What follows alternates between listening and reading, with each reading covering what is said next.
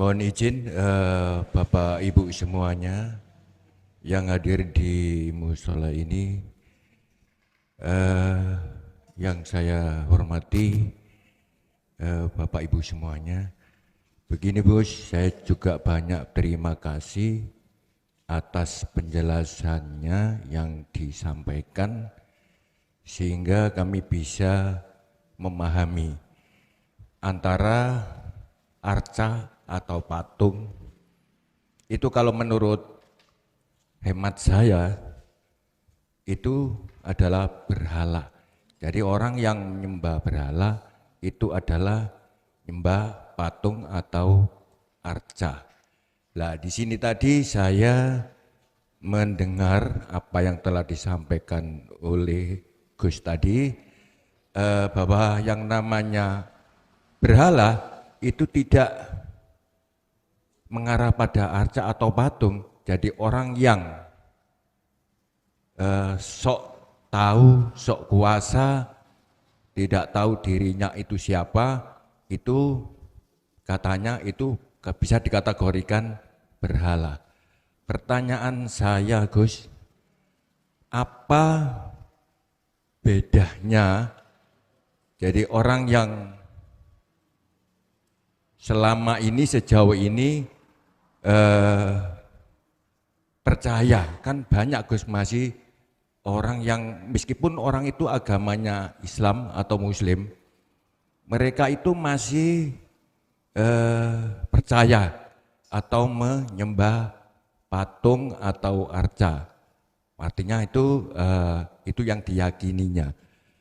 Kemudian kalau menurut Gus tadi, bahwasanya orang yang sok tahu, sok kuasa, padahal enggak tahu, sok tahu, enggak kuasa, sok kuasa, itu juga disebut berhala. Mohon disikapi Gus, mohon diri kurang paham, monggo. Assalamualaikum warahmatullahi wabarakatuh. Waalaikumsalam warahmatullahi wabarakatuh.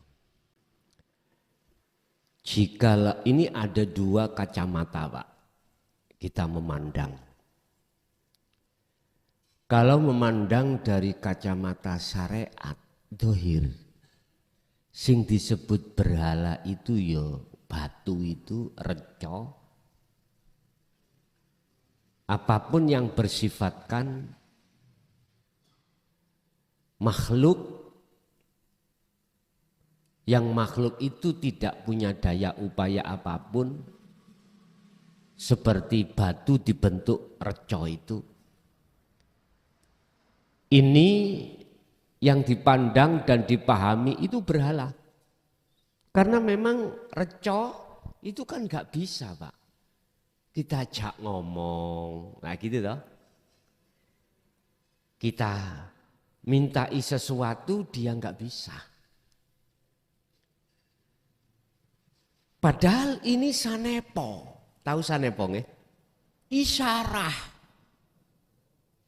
Ngandung pengertian apa ini? Lah gitu loh.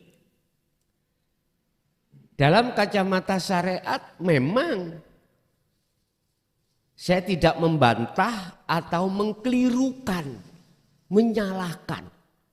Kalau yang dimaksud berhala itu adalah sesuatu yang berbentuk dan tidak punya nyawa dan tidak punya apa-apa. Seperti bunda tidur, ya. Apapun itu bentuknya secara fisik. Karena memang syariat itu memandang dohir, Pak.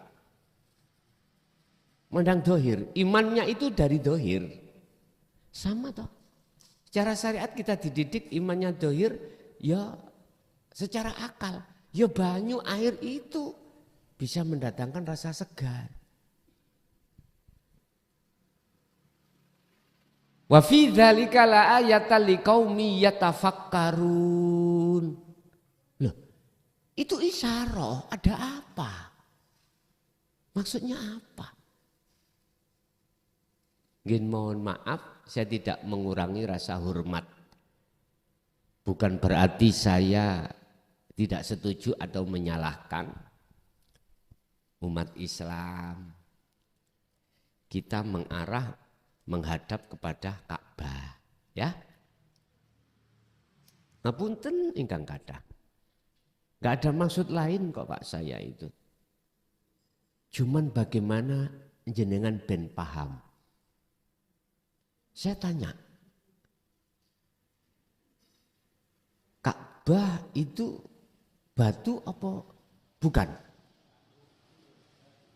Mungkin yang tahu dan membuktikan yang sudah pernah haji. 2005 Pak, saya pegang. Oh iya batu. Terus ada apa? Kok secara syariat kita diarahkan untuk cara sholat yang menghadap ke sana. Indonesia menghadap ke barat karena Ka'bahnya ada di. Iki sebetulnya hanya lambang. Lambang. Enggak boleh diimani. Enggak boleh diimani sebagai Tuhan, enggak boleh.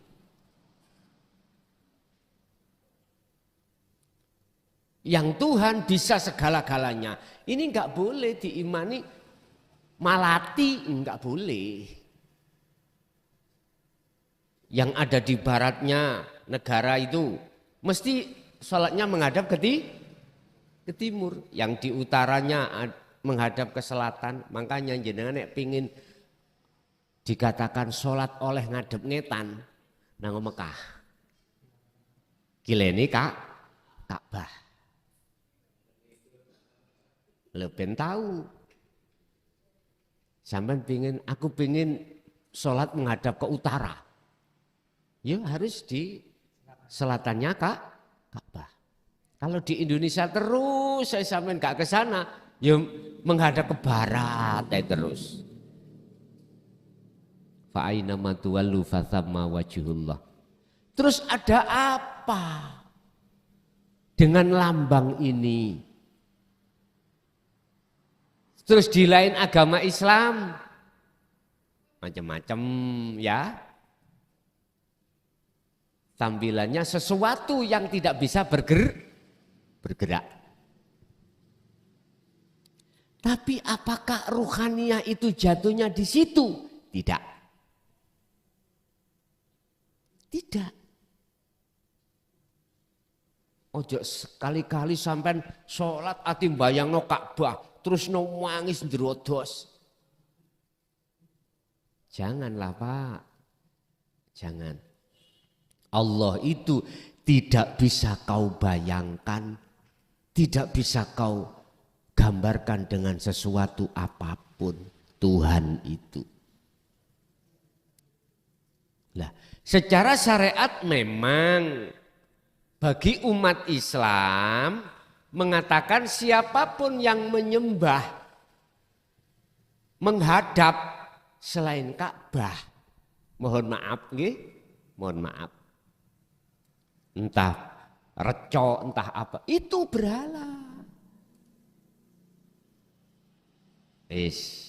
Tapi kalau saya memandang dari sisi hakikat adalah bukan barang-barang itu.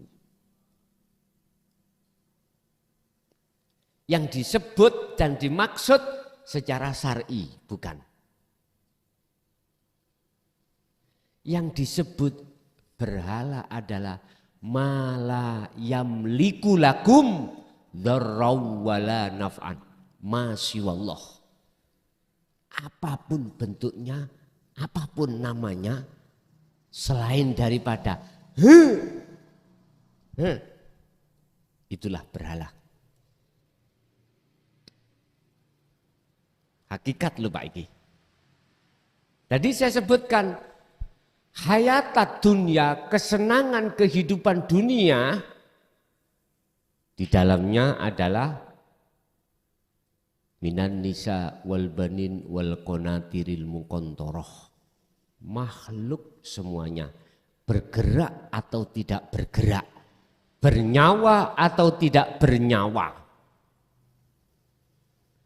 tatkala jatuhnya hati saya itu beriman padanya yang bisa memberikan manfaat dan mudarat, maka disitulah saya dikatakan menyembah berhala.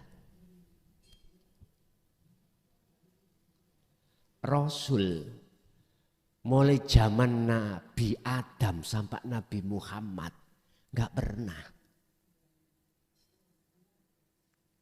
mengajak jenengan umatnya pada saat itu untuk menyembah hal itu, nggak pernah. Hanya satu. Semua rasul tugasnya hanya satu. Apa? Ani'budullaha wajtanibut taghut di versi Al-Quran. Mengajak dan mengarahkan ruhaniyah kita untuk menyembah Tuhan, wajtanibut taghut, dan meninggalkan berhala. Artinya ruhaniyah bukan jasmaniyah, Pak. Kalau jasmaniyah sih oke-oke aja. Hayatat dunia harus, Pak. Kerja harus. Jenengan kali kula meraih sandang pangan, papan mewah wajib. Sesuai dengan kemampuan di dalam diri kita masing. Tapi yang enggak boleh hati ruhaniyah kita jatuhnya iman pada makhluk itu. Ini yang kusebut berhala secara pandangan hakikat, bukan syariat. Silahkan kita mewah segala sandang pangan papan, tapi hati ini jangan terhalang oleh hal tersebut terhadap iman pada Tuhan itu.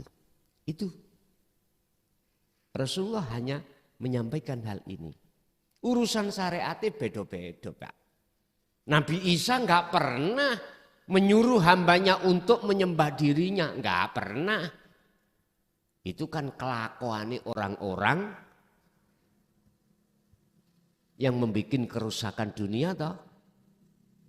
Untuk menyembah terhadap Isa itu orang-orang yang hanya ingin imannya umat manusia itu jatuh pada makhluk. Tandanya mudah mohon, Pak. Tandanya kalau hati saya itu menyembah berhala. Apa? Rasa cinta saya terhadap hayatat dunia itu luar biasa. Berarti itu tetanda saya menuhankan berhala. Ati nek kemrengseng cowintane hup nanggone selain Tuhan yang disebut hayatat dunia bentuk apapun ikut tetanda kalau saya ini telah menyembah berhala secara hakikatnya. Ngoten lho Pak nggih. Nggih.